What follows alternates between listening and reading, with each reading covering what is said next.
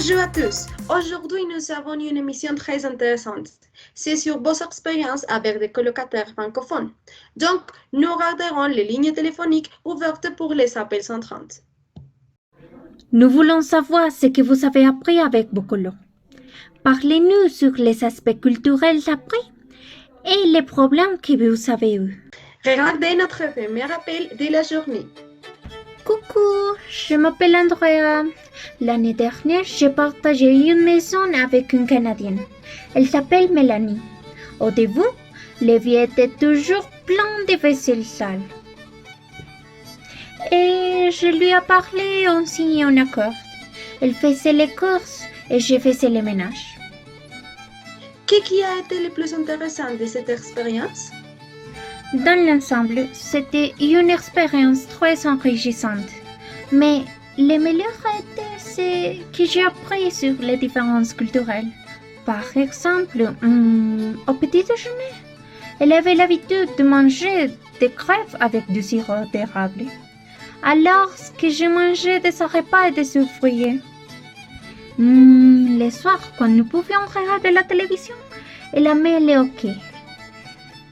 Mais depuis qu'elle a vu Betty la Fea, le secrétaire moche, elle aimait les feuilletons colombiens.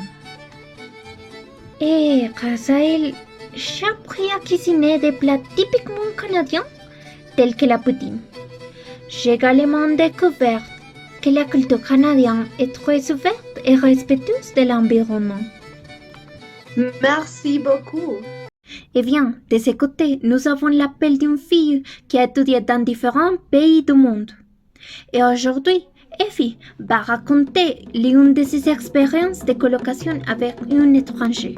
Mon Dieu, je suis heureuse d'être ici. Pour donner à nos téléspectateurs une brève introduction, Effie a vécu avec une jeune étudiante d'un pays d'Afrique. L'expérience parfaite pour un échange culturel. Bien sûr, Camilla. En fait, ma colocataire venait du Sénégal. Avant de vivre avec elle, je ne connaissais presque rien de ce pays. Je peux maintenant dire que j'ai des expériences super importantes à partager. En plus d'être un apprentissage culturel, c'était de langue. Ma colocataire s'appelait Asta. L'une des choses les plus intéressantes est qu'elle appartenait à un groupe ethnique, les Wolofs. Pour cette raison, elle pouvait parler les Wolofs. J'ai appris quelques phrases de cette langue. Donc, Wolof. Je pense que ce sont des gens avec un mode de vie très différent de notre. Avez-vous déjà eu des problèmes avec elle dans la vie quotidienne? Avec Asa, oui. Je me souviens que nous avons eu des problèmes au début. Par exemple, elle était vraiment très ordonnée. Mais c'est bien, n'est-ce pas?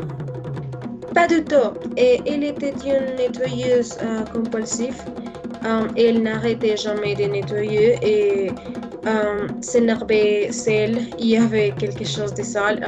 Elle voulait toujours balayer et passer la serpillière. Et je ne me suis jamais sentie calme, mais après j'ai parlé avec elle, j'ai compris pourquoi elle était comme ça. C'est parce que dans sa culture, les femmes ont toujours les devoirs de faire le ménage dans les maisons et ça est un peu désolant. Je comprends. Cependant, il y a d'autres aspects de leur culture que j'ai beaucoup aimé. Par exemple, la danse, c'est caractéristique du peuple de ce pays. Assa aimait danser les sabbats. Un type de danse sénégalaise qui a des mouvements brusques.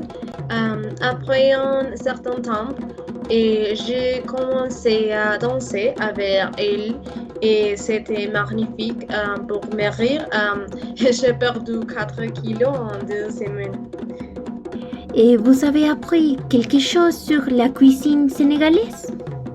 Bien sûr, je me souviens d'une chose curieuse, à ça manger quelque chose qui ressemble au empanada, les fatoyos. Les recettes sont identiques. Un jour, je lui ai dit de rajouter un peu de piment et fatoyo. C'était drôle et il n'a pu en manger que deux. C'était trop épicé. Waouh! Apprendre une nouvelle façon de danser et découvrir que les Sénégalaises et les Colombiens mangent un truc identique, c'est très intéressant. Merci beaucoup.